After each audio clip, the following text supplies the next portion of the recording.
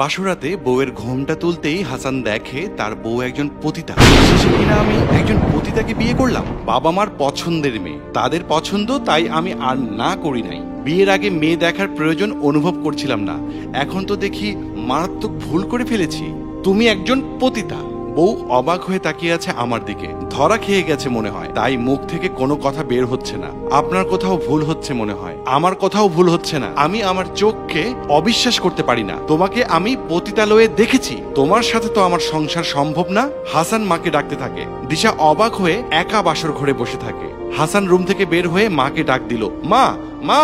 মা আসতেই বলল, মা তোমরা দেখে শুনে আমার জন্য এ কেমন মেয়ে নিয়ে এসেছো? কেন বাবা, কি হয়েছে? ওই মেয়ে তো একজন পতিতা। কি বলিস বাবা, আমরা তো জানতাম না। তোমাদের উপর ভরসা করাই আমার ভুল হয়েছে। এই মেয়ের সাথে আমার সংসার করা সম্ভব না। তুই চিন্তা করিস না বাবা, সকাল হলেই ওকে ওর বাবার বাসায় পাঠিয়ে দেব।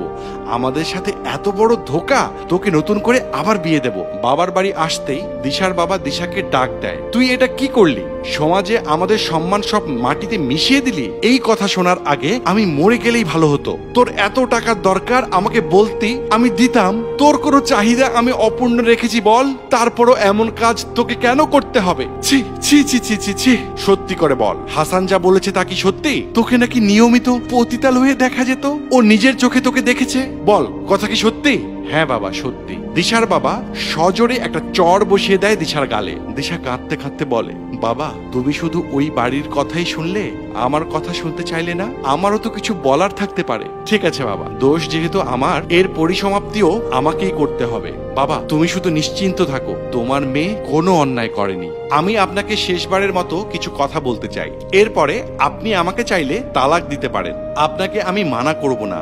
হাসান এসে পাশে দাঁড়িয়ে বলল, কি বলবেন বলেন, আপনার কথা শোনার বিন্দুমাত্র ইচ্ছে আমার নেই, তবুও আসলাম, তাড়াতাড়ি বলুন। আচ্ছা, আপনি আমাকে পতিতালয়ে দেখেছেন, কিন্তু আমি যে একজন পতিতা আপনি বুঝলেন কিভাবে? হাসান হেসে দিয়ে বলে, আমি কি বোকা? পতিতালয়ে মেয়েরা কেন যায় আর কি করে তা কি আমার অজানা? আপনি কি জানেন আমি একটা চাকরি করি? হ্যাঁ জানি তো, আমি একটি এনজিওতে কাজ করি। আমার এনজিও পতিতাদের নিয়ে কাজ করে, পতিতাদের কর্মসংস্থানের ব্যবস্থা করে, যাতে তারা সুস্থ হয়ে স্বাভাবিক জীবনে ফিরে আসতে পারে।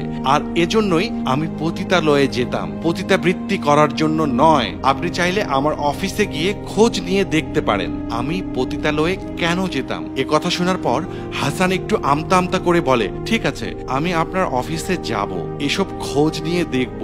যদি আপনার কথা ঠিক হয় তাহলে আমি আমার সিদ্ধান্ত পাল্টাবো। আপনাকে আর কিছু করতে হবে না, এই নিন। বলেই দিশা হাসানের হাতে তালাকের কাগজ ধরিয়ে দিল। আপনাকে আমি তালাক দিলাম। আপনি বলেছেন আমাকে নিয়মিত পতিতালয়ে দেখেছেন। আমি না হয় পতিতালয়ে আমার কাজের উদ্দেশ্যে যেতাম, কিন্তু আপনি কি উদ্দেশ্যে যেতেন বলেন তো? হাসান এবার ধরা খেয়ে যায়, তার মুখ থেকে আর কোনো কথাই বের হয় না। মেয়ে মানুষকে অপবাদ দেয়া খুব সহজ, তাই না?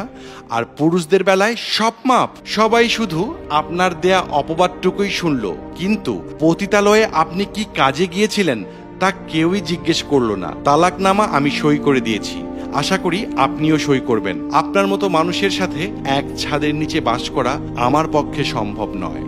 প্রিয় দর্শক, এমন পরিস্থিতিতে স্ত্রী স্বামীকে তালাক দিয়ে কাজটা কি ঠিক করেছে? আপনাদের মূল্যবান মতামতের প্রত্যাশায় আজ শেষ করছি।